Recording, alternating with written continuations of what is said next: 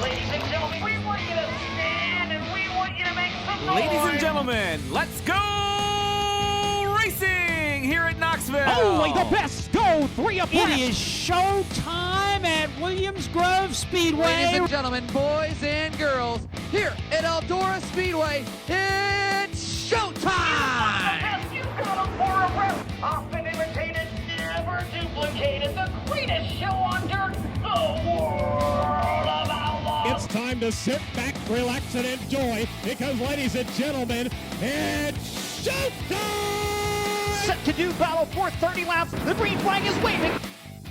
Talking sprint cars, our favorite time of the week, and we are so glad that you have joined us. Steve Post and Erin Evernham here in our Concord, North Carolina studios. How are you? I'm doing well. How are you? I am fantastic, but I had some sprint cars in. You did get some sprint cars in. So we'll talk about that here in a little bit. And all is well, that is for sure. Want to mention this right off the top. We're here in North Carolina, and of course, North Carolina has been absolutely devastated and decimated with Hurricane Helene. The Red Cross, you can go to redcross.org, and make sure that you make a donation contribution or schedule blood. You could do that as well, because, Erin, it's been rough sledding, not here where we're sitting to do this but in not Concord. Far from us. Not far from us. It's been brutal. Yeah, just really, up the road. It's a mess. And I think that, unfortunately, the national media hasn't maybe caught on to how bad it is yet, because there has been no cell service. There's been no internet. But I want to give a shout out to the motorsports community, because a lot of them in NASCAR, obviously, in the Charlotte area, but so many people have stepped up and used their private helicopters and collected donations. It's been really heartwarming to see. We live in an industry that is blessed with private planes. Yeah. Lots of private planes and lots of private helicopters. Those private planes and private helicopters have been running supplies to the western part of the state. Back and forth. And a lot of the NASCAR efforts are based around North Wilkesboro, which is a great staging area because you're right at the base of the mountains where a lot of this hit. Yeah. And those of you remotely watching Wing Nation, go to Red Cross, redcross.org, and you can figure out a way to contribute as far as that goes. If you are local and you're headed out to Millbridge is going to have a couple trailers out there tonight where they're accepting donations tonight and tomorrow night. So if you're headed to Millbridge, do that. So crazy stuff, crazy world, that's for sure. So let's get it. We have a fascinating show for you today. We have got Van Gurley Jr. going to join us. Van is the track champion up at, where's that? Butler Motor Speedway, the Butler Battlegrounds. He is the track champion up there and quite the character, veteran racer, and quite the story. So we're going to talk to Van and Jason Persley. We talked to Jason a couple of months ago. Jason is coming in and drum roll, please. We have an announcement of what his plans are. So we're really happy to have that. We don't generally get in the announcement business. I know, I kind of like it. It's a little different. I do too. Yeah, we're in the announcement business today. So stay tuned and find out what Daison Pursley is doing. Let's get into our hot topics. Hot topic number one was there wasn't a lot of racing because everything got washed out. Yeah. But what was really good, the IRA bumper-to-bumper sprints, the big deal Scotty Thiel, first career championship. Yeah. Really cool stuff at the Plymouth Dirt Track in Sheboygan. Yes. He won the heat, won the dash, and picked up the A-main win. 4 wins this season for Scotty Thiel. Steve Sinclair posted that they had 25 races completed this year with IRA. The first half was rainy and wet. They really got rolling, and he said the last month or two of the season, they had huge crowds and really got a lot of momentum. So kudos to everybody with the IRA bumper-to-bumper sprints and Scotty Thiel. Erin, there's a new champion. Well, not a new champion, but Kubota High Limits has their champion. Yep, they do. Well, with Florence and Atomic cancellation, there's only 4 races left, so they did the math, and shocker. The big cat, Brad Sweet, 47 features this season, 7 wins, 32 top 5s, 41 top 10s in 47 races. Brad is doing the same thing he's done all along. Wear him out. Wear him out, absolutely. 6 consecutive National Touring Championship, 5 World of Outlaw Championships, 1 High Limit Championship. So Brad Sweet is the Kubota High Limit inaugural season champion. And then Saturday night, I mentioned this, Power Eye at I-70. Went out there, as far as the racing goes, Erin, it was all Brian Brown. Yeah. Quick time, they do an invert on the heat. He started 4th. He got the win in the heat. and started on the pole and led flag to flag. Brownie's second win of the season. But a couple of notes from out there. You know, love getting a chance to caught up. First one I caught up with was Tommy Hahn. Tommy, of course, is Blake's dad. Blake was out there racing. I love watching Blake get a chance to race and everything. Had a chance to, I asked Tommy, I said, you know, what's the one of the big off-season stories was World Racing Group taking over ASCS. And I said, you know, kind of one season into this thing, where's the family like? Tommy just went off raving. Oh, he said it was just great to hear. Yes, it is. You never know. You never know when it's your baby. Yep. You know, Your and someone family. takes it over. It's your family. Yep. And someone takes it over. Tommy is just ecstatic about it. He said the World Racing Group is going to take ASCS to places my dad and we as a family could not do. And so just layer upon layer upon layer. And the point fund they're going to pay next year and the track schedule they got for next year, the trophy in honor of his dad, Tommy was just raving about it. So good to hear that is rolling along well. Ran into Jamie Ball out there. We talked to Jamie a couple months ago, just going into the 360 Nationals. Struggled a little bit, but it was really cool to meet Jamie face to face. And they're taking the 410 on the road. Of course, he was the 360 Knoxville track champion, but they took the 410 on the road. You know, that's a big jump to not only to go from 360 to 410, but to go from Knoxville on the road. Yeah, absolutely. And so doing really, really good there. Zeb Wise. Now, the high limit, Kubota high limits are at I-70. Kubota high limit racing is at I-70 next week, a week from today. So Zeb came out there. They were going to try something. I walked up after qualifying, and Zeb and one of his crew guys that said, there might have been a crew chief, I'm not sure who it was. How's it going? And Zeb's like, not good. They tried something, and it did not work at all. Well, sometimes you have to try. We talked about that, and you know, I could really sense they thought this was the direction. What they've struggled with this year is their early night or late night. They can't get both of them tied together. Yeah. They either qualify really, really good and don't race all that well, or don't qualify good. And so they tried something, and it really didn't either well. So, but it was cool. Back to cool. the drawing board. But you know, Erin, when you think about it, when do you get a chance to test? When do you get a chance to test on your next track? Yeah. And so they took it as a test session. Yeah, and testing in a sprint car forever and in general is not an easy thing to do, to get the track conditions right, to get the time, to rent the place. I mean, there's nothing better than going to a race at that track a few weeks before. Yep, absolutely. So we'll see what happens with it. Finally, sad turn of events during the 305 race. Bad crash. And this was... It was just when you saw it, you knew it was going to be bad. Not really much out there as far as news goes. Carter Holt is a 305 racer, and our just thoughts and prayers are with him as it's quite the process they're going through right now. So our thoughts and prayers are with Carter Holt and the family. So there you have it, our hot topics. So what we're going to do when we come back, we are going to start the conversation because we're going to be joined by the Butler Battlegrounds 2024 track champion, Van the Man Gurley. He joins us next. Tony, do you even remember how to drive one of these? It's not something you forget. You should know that. The drive to succeed, the need to win, the desire to be a champion. And we surround ourselves with partners that believe the same. Like Tony Stewart Racing, Sage Fruit strives to be the best in all they do. They work hard on the farm, in the packing facilities, and with their retail partners to provide high-quality apples and pears all year long. You can compare apples to apples, but nothing compares to a Sage Fruit apple. Winning quality in every bite.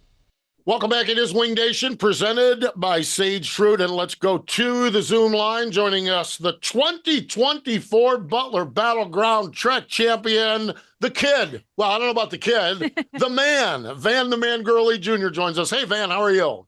Hey, I'm doing great. Thanks. How are you, Steve? Man, it is great to catch up with you. First off, that picture behind you, what is that? You know, I'm my office is in my Audi showroom, and that's an Audi from I believe at Le Mans back in the day. So I forget what year it is, but it's a cool old Audi. Cool picture. Very cool. Yeah, really cool, man. We occasionally get all kinds of things in the background. That's about as badass and cool as it is. That's yeah.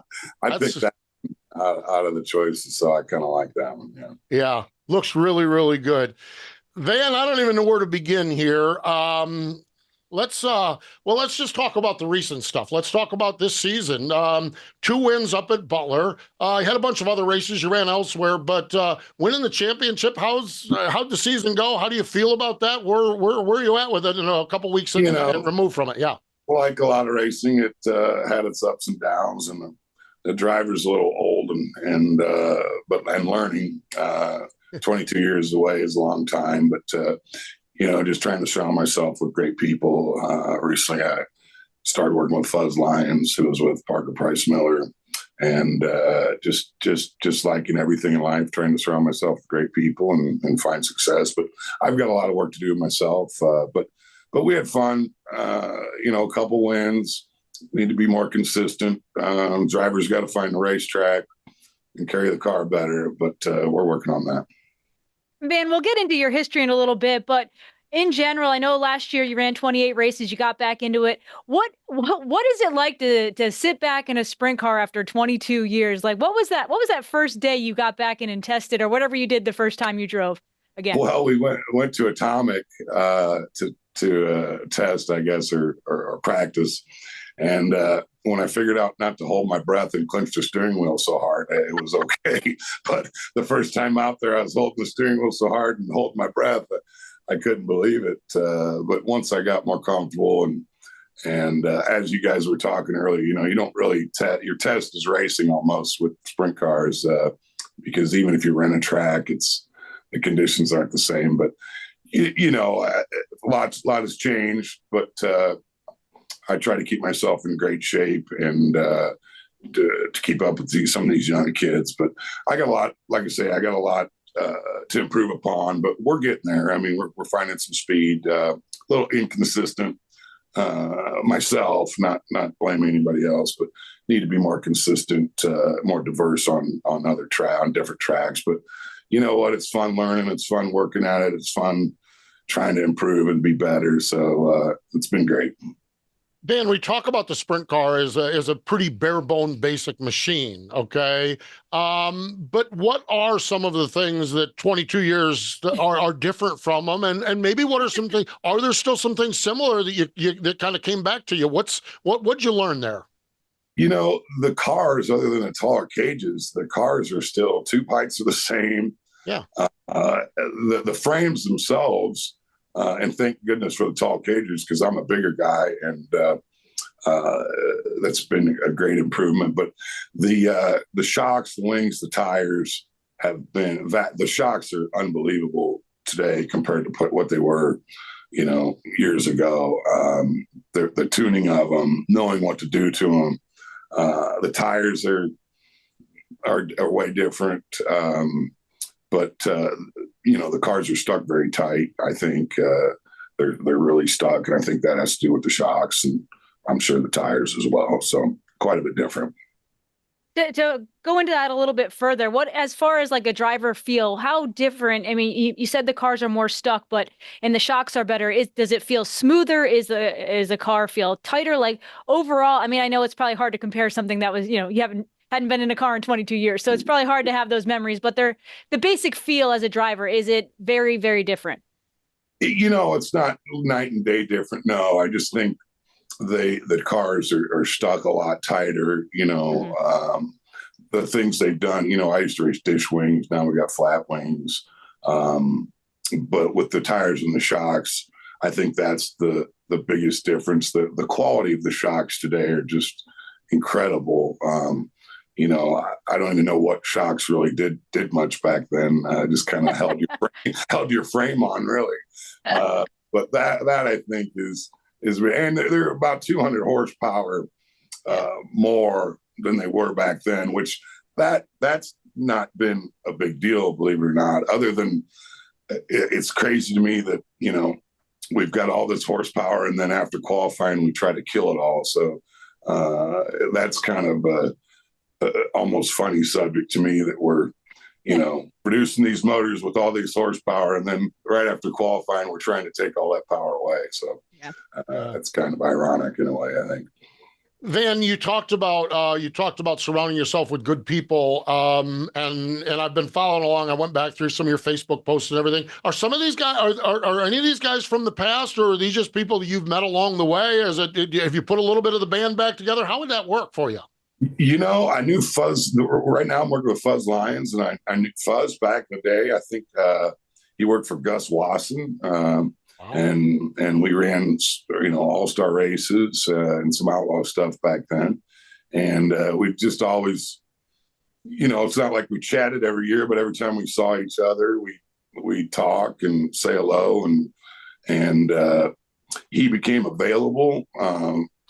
And it's just been a pleasure working with him. We have fun with it. I'm not doing this for a living or anything, spending all my money doing it really.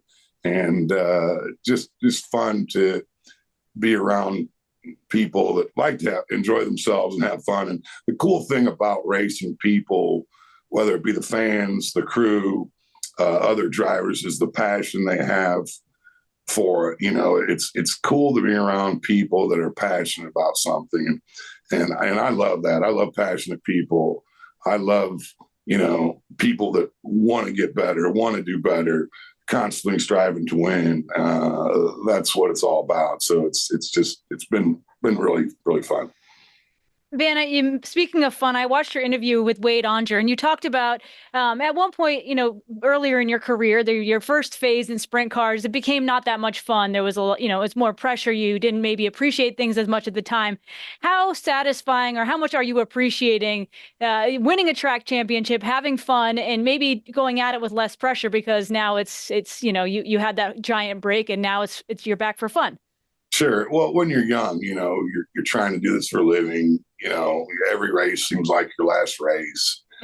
Pressure's on to perform. You're striving to get a ride or stay in a ride, and then once I started driving for Larry and Janet Bible out of Coldwater, Michigan. They didn't have a lot of money, but we just raced weekends and did some weekend stuff, and they kind of showed me a little family deal. They kind of showed me, hey, this can be fun.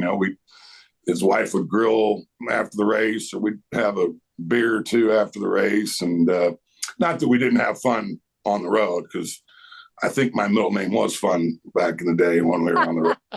But, just the pressure. And it's nice to have my own team. I'm very fortunate to be able to afford to have my own team and just pick wherever I want to go racing on the weekend. I'm not tied to anything. So if I want to go crazy and go somewhere, I'll go. And as long as my guys are cool with it and want to go, we just go somewhere and race. And it's just fun. I want this to be fun. I don't know how many more years I could do it. Obviously, I just want to get better and be as competitive as possible, which we're gaining, not as fast as I'd like, but we're gaining. So we're trying to get there. Ben, you talked about going where you want to go. Was the plan all along to run full at Butler, or did you get to a certain point where it was like, hey, we got a chance at the championship here? How did that unfold? You know what? No, not at all. I've really only 1 year in my career, 1994, did I chase points, and that was with the All-Stars. And every other year I just kind of raced wherever I wanted, or even though it was majority of like all-star races. But no, it really wasn't a plan. It's just I've seen the importance of it to my team. And then the Wilbur family at Butler, just a wonderful family. Tim and his whole family, they're working really hard, trying to make the place as nice as they can make it. And they've really done an excellent job. So to be able to support them, and try to do right by them after seeing all the work they do and how hard they try and just what wonderful people they are. I just said, hey, let's just finish this off and get this done. So I love that answer on that. I get up to Michigan once a year. I do the NASCAR thing. I get up there once a year. And for years and years, Butler was the place I went to every year, and I walked out and said, I'm never coming back again, because they would run all night long. They would do anything. Whenever the Wilbur family took it over, I went there. I was not aware of any changes, except for I left there that night and I said, hey, that wasn't that bad. We were out of here at a decent hour, and then someone from the family reached out and said, and I said something on Wing Nation. I said, Butler is the only track I've ever left 3 times saying I'm never coming back again to, and I said that on Wing Nation, and someone from the family reached out and said, I'll tell you what, that means the world to us, because we know that the place had struggled and they are doing such a great job with it. And I'm glad to hear you say that. It just, because that's one of those places that, like I said, the last 2 or 3 times there, I've wanted to go back again. No, they really have done a great job. And ironically, the Larry and Janet Bible I drove for in the late 90s, he lived 10 minutes from the track and we wouldn't even go there, And even as a kid, we went there with my dad a few times. They used to have oil on the track. Instead of water, it used to be oil. And boy, that stuff got in your uniform or your shoes. You never got off. So to see what they've done with it, and they continue to improve upon it.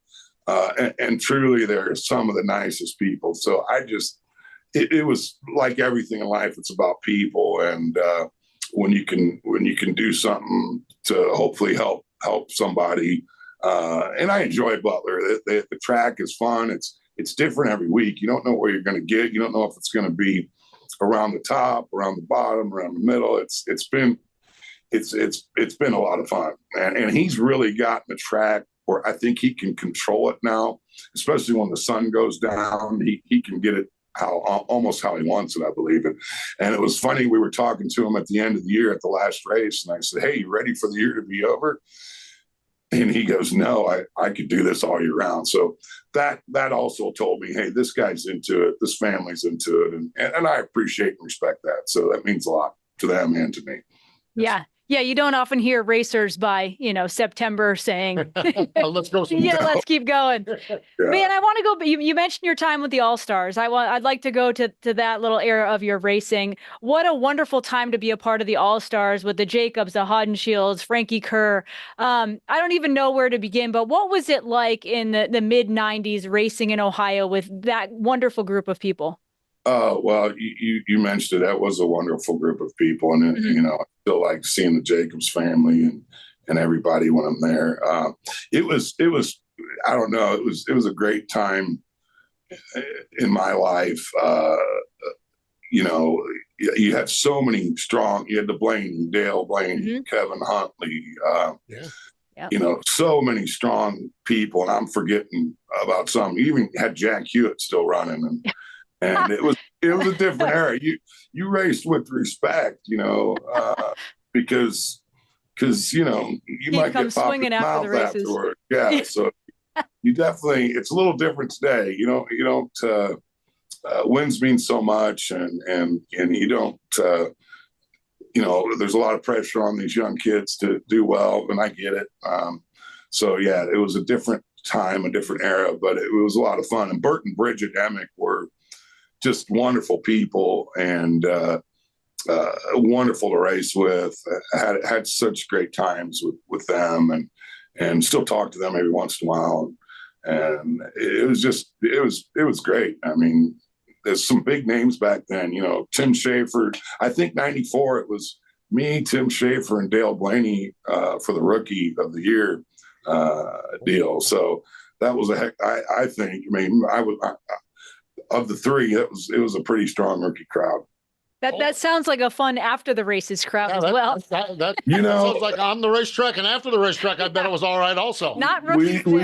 We did have a lot of fun after the races. I can't say too much on the grounds that it may incriminate me, but yeah, we definitely had a lot of fun. Schaefer is one of my favorites, man. I'll tell you what, we always the sides boys joke around when he gets drinking and he gets tipped. He leans forward, he leans back, and they call that Aliquippa. He was in Aliquippa, It was great. I was at Fremont. We couldn't do the 2-day show, but we were there for the Friday night show, and I got to hang out with him. And we haven't got to hang out in years or even spoke, but me and him were having a couple cold ones in his motorhome after the races, just reliving the past and talking about what's been going on. And I'm just so happy that he's had the success he's had, Knoxville Nationals champion, all his outlaw wins. I was just, I was so happy for him and got to tell him that and share that with him. So we had a good time bench racing and taking back a few cold ones. So it was great. I had a wonderful time with Tim. Yeah, he's great. Mine was my last one with Tim was Chillicothe, Ohio. We started at the Applebee's. We ended in a parking lot. Sun was coming up, but we solved all the world's problems. That's Heck yeah. as only Tim Schaefer can do. Van, you mentioned that you only ran for points 94 1 year with it. You had 3 wins that I have registered here with the All-Stars. Was there a time period where you were just really picking it up and laying them down, where you felt like, man, this is where we're going. This is all rolling along well. Was there a portion of that really stands out to you? There was, when Sean Norris, whose son races, Dylan Norris, they're out of Hanover. When Sean Norris and I got hooked up in 95, now we're talking, I know this is old now in today's world, but we're just a couple 23, 24-year-old kids. We're the same age. We got hooked up and we really started clicking in 96. We should have won. I don't know. There was a black cloud hanging over my head, but Sean and I should have won a lot more races than we did. We'd be leading and get crashed or just had some really bad luck, but we still won quite a few races and should have won a lot more. But then in 97, I broke my back in Port Royal, T5, T6. And actually we were leading that race too. And so that set me back for a couple months. So it wasn't the Port Royal of today. Let me tell you, it was the old Port Royal and vastly different from today. But it was always my dream to win in PA because I just love the fans. I love the people. I still try to go to Hanover at least once a year and see Sean and talk to them. And I'd go to some of Dylan's races. I was with Dylan and Sean. Dylan's first win in a mini sprint, Dylan's first win in 358. So they wanted me to fly down every weekend, but I couldn't do that because every time I showed up, they'd win. But had a great time with Sean. He's a very, very smart and knows his stuff. And his maintenance program is just unbelievable. I mean, nothing will break on your car if Sean's working on it. So. Cool. That is cool. Van, I don't want to skip around too much, but the curiosity just struck me. When you weren't racing in that span, you mentioned going to help friends. And how closely did you watch sprint car racing, and how involved did you stay with some family and friends? I didn't stay involved. I never wanted to get out of racing. It wasn't until later that I started going back to racing. I never wanted to get out, so it was always very bittersweet or bitter. It's hard to go to the track. Yeah, it is. I relate it to you. If your friend was an alcoholic, you wouldn't take him to a bar, Yeah. And I stayed away. My nephew Corbin Gurley started racing, and my brother's Chris's son, and my brother's also my business partner. And that kind of is what went over the edge. And I thought, well, my daughter's raised. She just graduated law school recently, and I thought, you know what, if I'm going to do this, I better do it now while I'm in the best shape of my life. So that's kind of what brought me over the edge is my nephew Corbin Gurley, who's a great young man, who's been a great racer himself. So that's what got me really wrapped up back into it. So. Yeah, that is really cool. I got some things I want to go there, but I do want to go back to 2002. What ultimately, and you talked about it being bitter about not wanting to quit. Why did you at that point? Larry and Janet Bible got out of racing. They retired. And unfortunately, not too long after that, he passed away from cancer. And I just had this business that I was, grinding it out at, trying to be as successful as possible. And, when you're working 60, 70 hours a week, and my daughter was born in 98 and, didn't want to take away from her life and wanted to try to give her the best life I possibly could. So, and, wanted to be successful and wanting to have my business grow and do as good as I could at that. And I could never afford it, back then because I bought a partner out and bought a few partners out of this dealership. I have a Volkswagen Audi dealership here in Maryville, Indiana, and just, grinding it out, working, trying to make a living.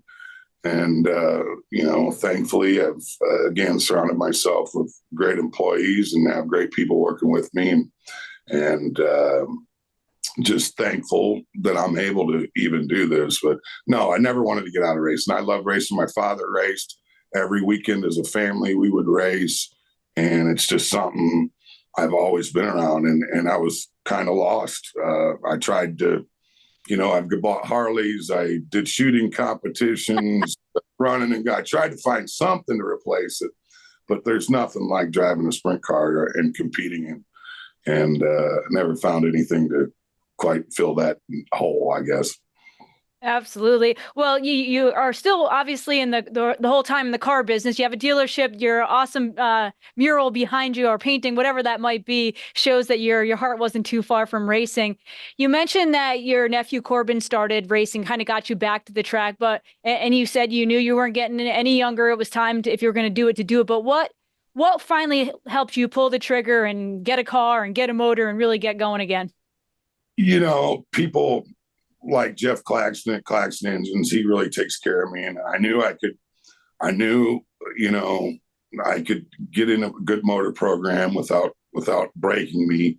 And then, trying to find help. Mark Schambarger, who has worked with the top team with Tyler Courtney and mostly non-wing stuff, but him and I actually worked together. He used to work for Joe Gurley. He used to work for my father. But when I was 18, 19, Mark and I worked some together, and we started it out, excuse me. And we didn't go where we wanted to, but still no hard feelings. Him and Jeff have a dyno shop and a car dyno place in Rochester, Indiana. So I see him quite a bit still because I'm there. It seems like every few weeks, but just had enough money saved. I saved money, and when the opportunity came, I bought a used truck and trailer out of Pennsylvania and just started piecing. I didn't have people don't understand, I didn't have a nut, a bolt, anything. I mean, I didn't save or have anything from racing in the past. So,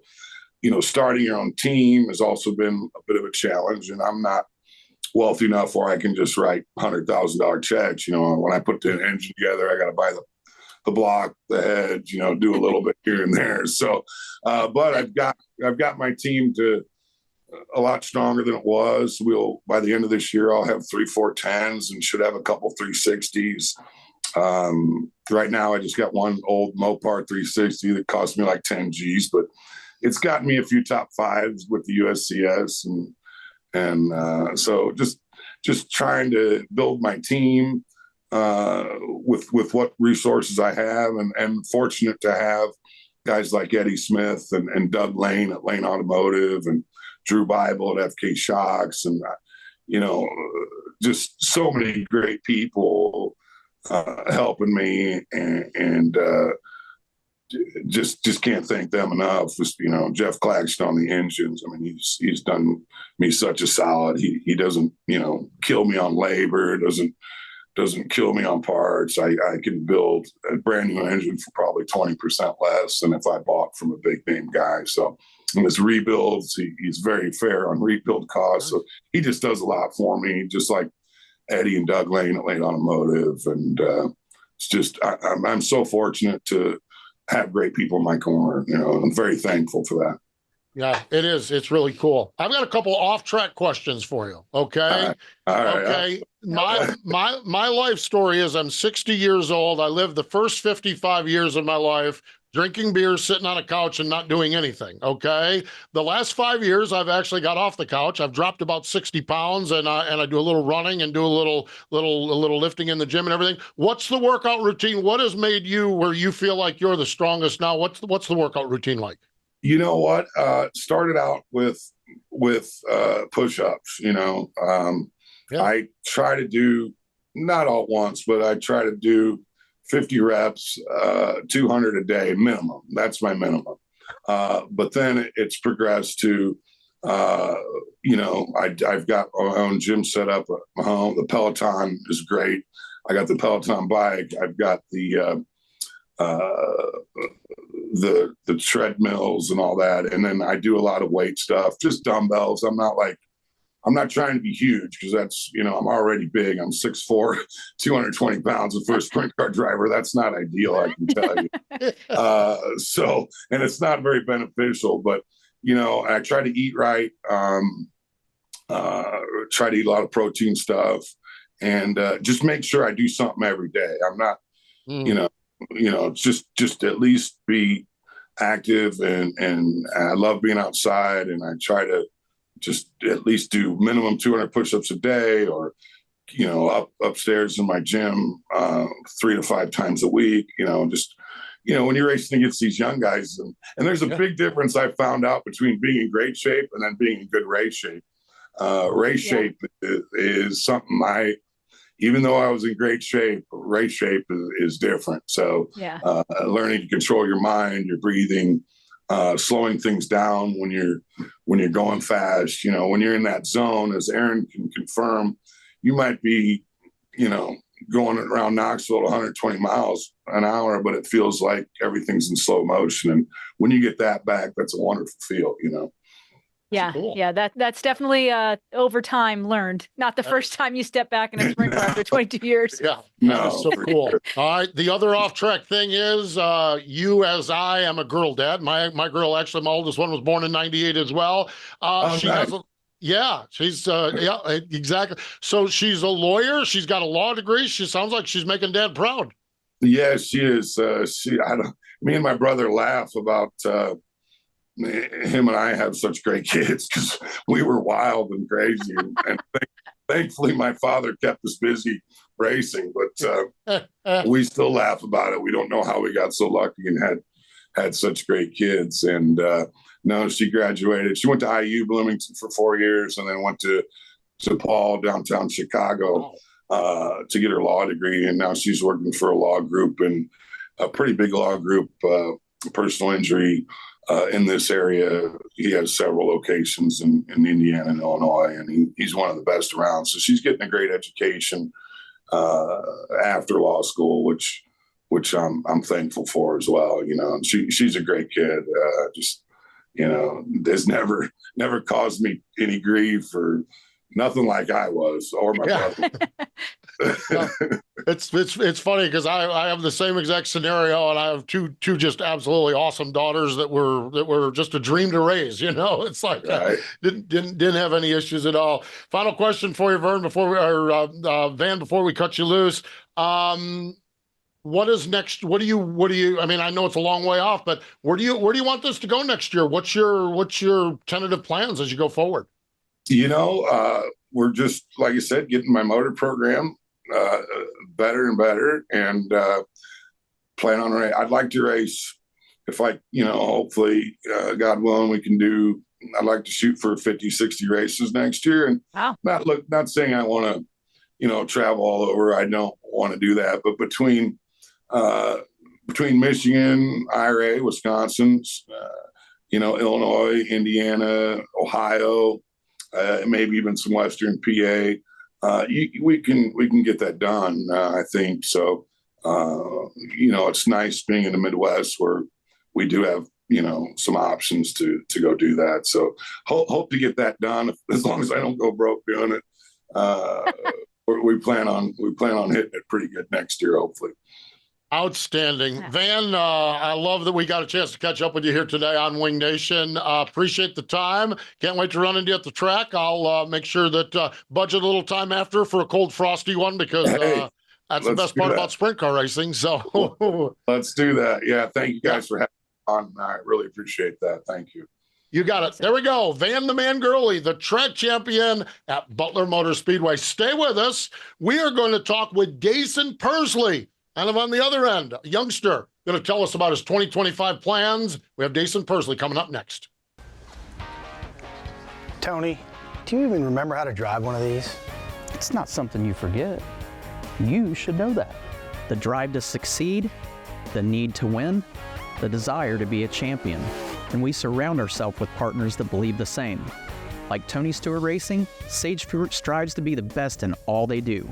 They work hard on the farm, in the packing facilities, and with their retail partners to provide high-quality apples and pears all year long. You can compare apples to apples, but nothing compares to a Sage fruit apple. Winning quality in every bite. Welcome back. It is Wing Nation, presented by Sage Fruit. Erin Evernham and I together over here on this side now.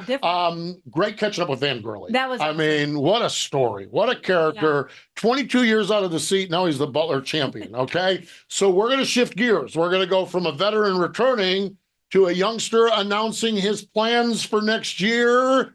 Daison Pursley joins us in studio. Hey, man, how are you? Good. How are you guys? Thank you for having me on. We are well. Okay, let's see. I'm reading that shirt. Buch Motorsports.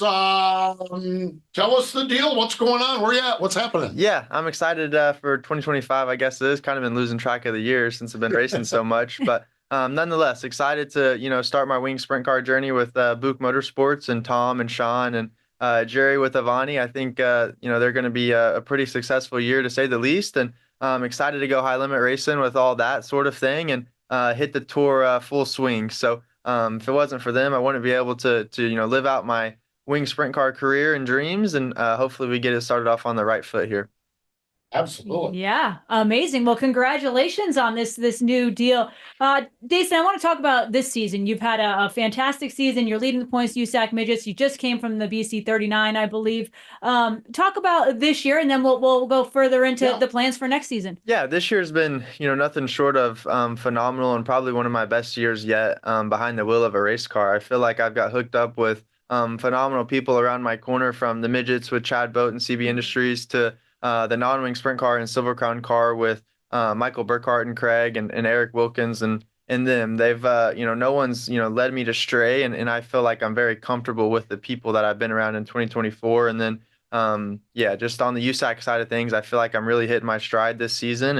And it's been, all because of those people that's been in my corner to allow me to kind of showcase my talent. So got to dabble in a little bit of wing sprint car stuff with Brandon Eichenberry and Justin Giddings and all them in the 25 car. And, had a little bit of success doing that as well, too. So just been running a lot of cars this year. And, it's just been fun for sure. Picked up the win up at Houston earlier this year, and fun stuff there. Talking about this season, what was Eldora like? You swept the midgets. You won Saturday night in the sprint car.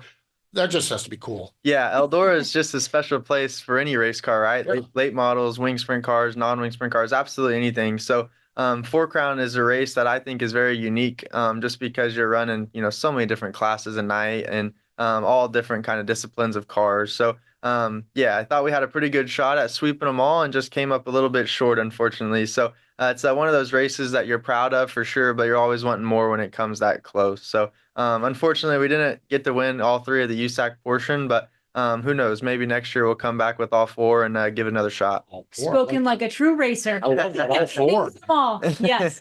So, Daison, you mentioned earlier that this is living out your dream of racing a wing sprint car. Has that been your goal? Obviously, you've had great opportunity to drive all sorts of things on dirt, but has the goal been to get into the wing sprint cars full time? Yeah, I mean, definitely as a kid, right? Just growing up and watching wing sprint car, it's, the top echelon of dirt racing for sure. So, World of Outlaw, racing, driver, I guess, sprint car driver is definitely, every kid's dream that probably grows up running micros, quarter midgets, or whatever the case may be. You always want to run wing sprint cars. So to finally say I'm going to do that on a national tour with, high limit racing is something that I'm very proud of and blessed and thankful for the opportunity that I'm getting to do that. And just excited to go out there and see what it's all about and hopefully make a couple people proud doing it. I am fairly certain you will. The schedule really kind of plays into this nicely for you. You wrapped up the BC 39. First off, are you still sore from that racetrack? What do you? Okay, now I've never driven a car. Okay, and you're very young and very fit and very in shape.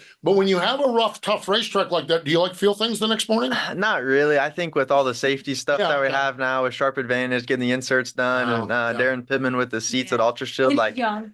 Young definitely plays a role for sure too. So it's it just is what it is, right? Racers are racers, and we'll go out there and do, I guess, dumb things sometimes occasionally. And BC 39 did Indianapolis Motor Speedway. They did all they could with the rain chances that they got and everything. And I mean, it was still misting before they called engine heat. So the track wasn't great, but I think that it turned out to be another phenomenal race and another phenomenal event at that track. Yeah, the race was spectacular. Now, I'm the old guy. I think I needed a Hans device sitting on the couch watching that. I mean, it's like, and you guys are doing it. Okay. So I started down that BC39 thing. You wrapped up the BC39, the USAC, and you don't race again with USAC until Placerville. I think it is in November. So this has got to be a really nice window for you to start putting stuff together. And I believe yesterday, Monday, you actually went over and met with Sean and everybody with Buch Motorsports. Is that true? What'd you do yesterday? Yeah. So flew into Harrisburg early Monday morning from Indianapolis, and then just kind of met up with Sean and another crew guy, and we went to RPM Chassis, and I met Russ and everyone over there, and did a little bit of seat fitting to get the seat height where I wanted it and the back brace right and everything like that. And then we went over to HP Engines and checked out the engine shop and everything over there. So just met up with the people that's going to be supporting me, and just kind of started to build a relationship for the upcoming year, and just to get my foot in the door and just kind of do all those things and get a familiar face to somebody we're going to be probably talking on the phone a lot, but just to kind of get a little familiar face with everyone and get comfortable for sure. Do you have a sense? I mean, it's great to talk to Tom about this. It's great to dream about this. But yesterday, getting to meet your crew chief, and that's your crew chief going forward, Sean, and he's one of the best in the business, getting to see your cars, getting to see the engine shop to do it. Is it sort of like Christmas, sort of like real excitement for you to do this? Yeah, it's definitely like Christmas. And I've, again, been very fortunate enough to kind of, do cool things in the midget and non-wing sprint car and stuff. So it's not completely new to me, but again, it's something that you dream of as a little kid. So Sean's a great person and seems to be super smart, and then Tom's been doing it for a while. So the preparation that they have is good, and I think that'll lead to hopefully some success in 2025. So you mentioned a seat fitting. Is there an opportunity to run some races this year, or are you starting brand new at the beginning of 2025? Yeah. So with the high limits kind of ending here soon, they're going to finish out that with Justin and everyone. But I'll get in the car. Bridgeport, the 1st and 2nd in New Jersey, kind of closer to home for them. And then we'll also be coming to World Finals to run that, the 4-day event, or I'm not even sure how many days it is. But I'll get 2 good events underneath my belt before leading into the high limit season. And I think that's going to be very valuable to kind of see where we stack up and definitely see where I need to learn and kind of develop my wing racing career. When you get started with high limit next year, you know what the expectations are going to be. Is this kind of nice to have 5 races, 6 days, 5 races, whatever it is, to kind of get your feet wet and not be like, oh my God, the 2nd day of Bridgeport, we're already behind on points, we're already behind on this. Is it kind of nice to be able to get your feet wet with it like that? Yeah, I think, definitely any laps are valuable in anything, and especially something that's so new to me with the wing and kind of learning how that works is it's good to go to the big race tracks that kind of are affected by, wing speed and dirty air and all that. So I think that's going to be the biggest thing that I need to learn on restarts and double file restarts and stuff like that, which is something that I think I'm capable of learning, and we'll just have to go out there and fill it. So I'm just going to get these valuable laps at Charlotte and Bridgeport and see where we stack up. And then hopefully I learn a lot and we can continue this still on in 2025. Daison, I know that new deals with new teams come about in all different ways, and without getting into the specifics of it, from someone in your background of really doing non-wing midgets sprints right now, was the word out that you really wanted to go sprint car racing? Like, you don't need to tell us the nitty gritty of the deal, but how did you put word out that really is ultimately what you wanted to do? Yeah, so really it was just running the 25 wing sprint car. I think helped me a lot. It just kind of showed car owners and different teams that I wanted to go that direction, and then when you have success in the car, then they always interview you and ask what you want to do. And my answer was always that I wanted to try to, go the wing sprint car route. And with high limit and World of Outlaws right now, and then the funding that everyone has and the money that's available to have as a driver is something that's, not going unnoticed. And it's something that we all want to be a part of. So, again, had success in the 25 car, and then they gave me the opportunity to really kind of showcase what I could do. And that was kind of what started all about me, people finally talking to me about going wing sprint car racing. So that's definitely what led, to get my foot in the door to even, people consider my name. And then with having success with it definitely helps as well. You mentioned that. Just talk a little bit about High Limit, the decision to go to Kubota High Limit Series, and to run that tour, but also to have the flexibility that tour allows to go run the Knoxville Nationals. I think just kind of describe why that seemed to fit with you, with Tom's program. What was there about that? Yeah, I mean, me as a driver, like I just want to go racing, right? So I think setting on the couch on those, Tuesday midweek races that they have would just be something that I would, have a hard time processing. If we were to go the outlaw direction or the high limit direction.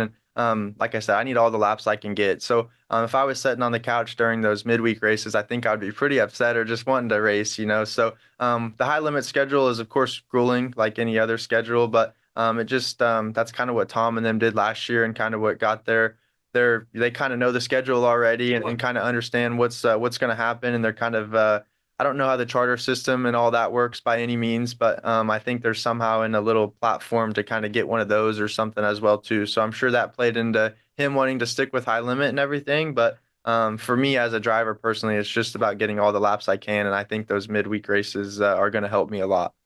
Daison, your story is pretty incredible. You pretty much are a miracle. You went through a horrific wreck years ago in a midget.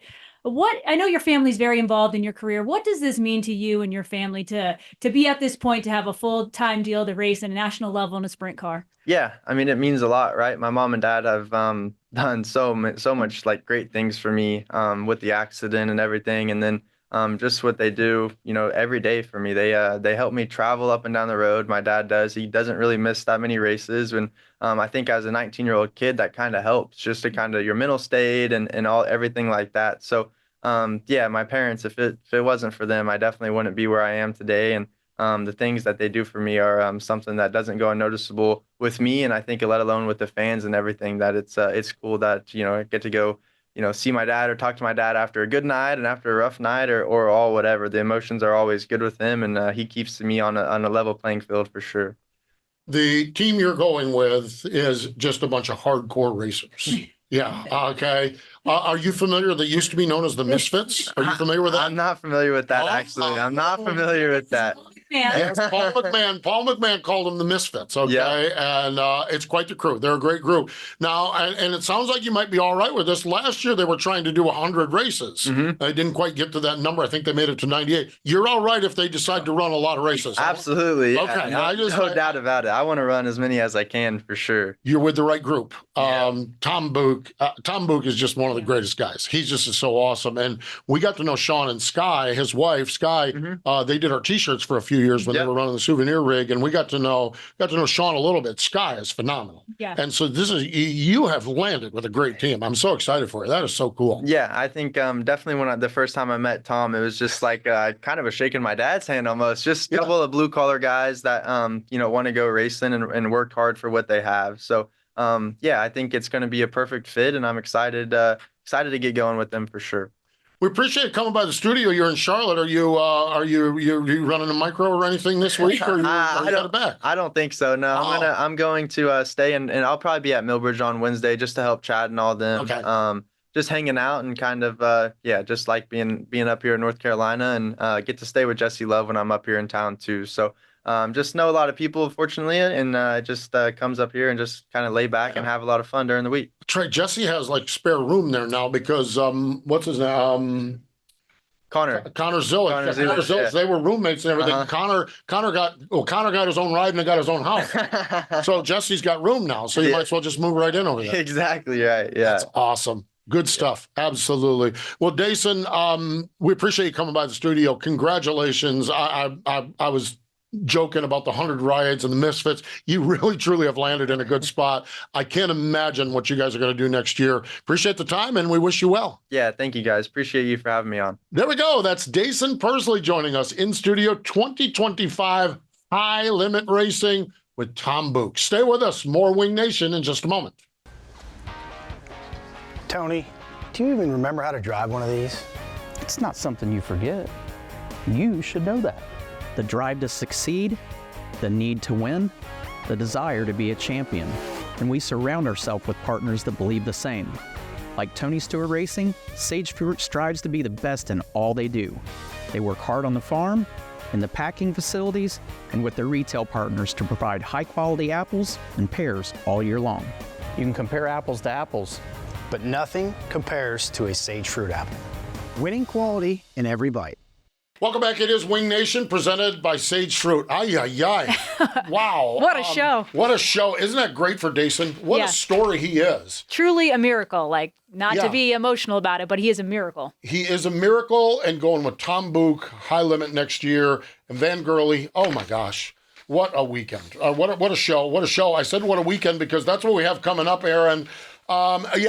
Not for the faint of heart, the 62nd annual Weiss Market National Open presented by Sage Fruit at Williams Grove. That's all we have this weekend. Yeah, just the Natty-O. Just the Natty-O, exactly. Friday night, prelim night, Saturday night, $75,000 to win. Defending champ is Brent Marks.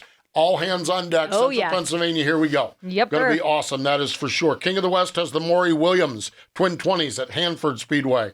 MOA has 2 nights at Jacksonville. Power I Outlaw 410 Sprint Cars, 2 nights at Texas Motor Speedway. We're just all geeked up and giddy. After talking to Van Gurley and Jason Persley, man, we're just real happy. So it was good stuff. We appreciate Van for dialing us up. We appreciate Daison coming into the studio with us. She's Erin Evernham. I'm Steve Post. More important than all of that, thank you for joining us this time on Wing Nation presented by Sage Fruit.